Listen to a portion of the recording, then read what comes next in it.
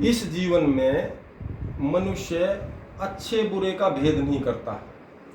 सिर्फ फायदे के लिए नैतिक और अनैतिक में अनैतिकता की तरफ जाते हुए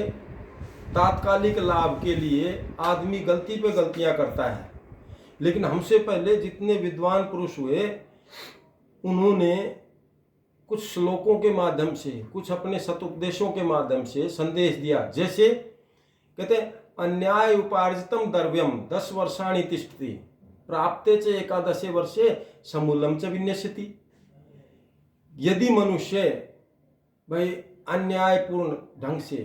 कोई भी द्रव्य पदार्थ धनराशि अर्जित कर लेता है तो कहते हैं कुछ समय तक तो वह फलता फूलता है,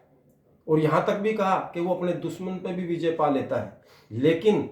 11वें वर्ष के बाद उसका सारा अनुचित ढंग से प्राप्त किया हुआ वो धन या द्रव्य पदार्थ है वो समूल नाश की तरफ जाता है। दूसरी, हमारे समाज में एक बहुत बुराई आ गई कि भाई सब सच्चे सच्चे अच्छे अच्छे उपदेश तो करते हैं, लेकिन जब आचरण की बारी आती है तब आदमी पीछे हट जाता है।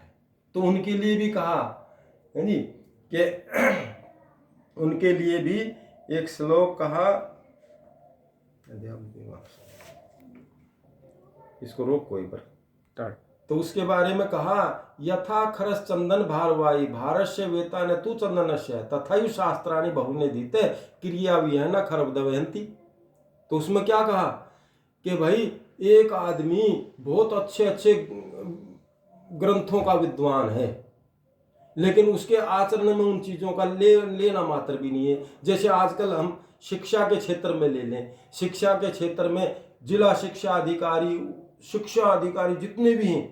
क्योंकि हम शिक्षा से जुड़े हुए हैं, हमने हर स्तर पर देखा कि मनुष्य बच्चों को, भाई अध्यापक बच्चों को प्रार्थना में भी अच्छी अच्छी बातें बताते हैं, लेकिन जब अपने ऊपर बारी आती है उन पर आचरण करने की तो वो उसके नज़दीक नहीं होते हैं। तो उनके बारे में कहा, जिस प्रकार चंदन की लकड़ियों से लदा हुआ गधा उस चंदन के महत्व को नहीं जानता, इसी प्रकार कहते हैं कोई कितना ही बड़ा विद्वान हो, यदि उन चीज़ों का आचरण उसके व्यक्तिगत जीवन में नहीं है तो उसकी तुलना उस चंदन के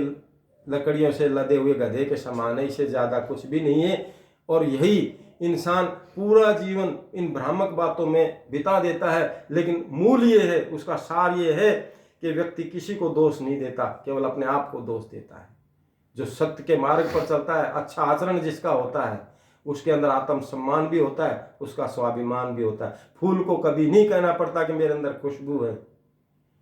और कागज का फूल चिल्ला चिल्ला करके भी बोले कि मेरे अंदर खुशबू है तो भी वो उस चीज़ को नहीं साबित कर सकता। इसलिए हम कहते हैं हर मनुष्य को भाई ज्ञान भले ही कम हो, लेकिन जितना ज्ञान हो उस पर आचरण सत्य के अनुरूप होना चाहिए, तब उसका जीवन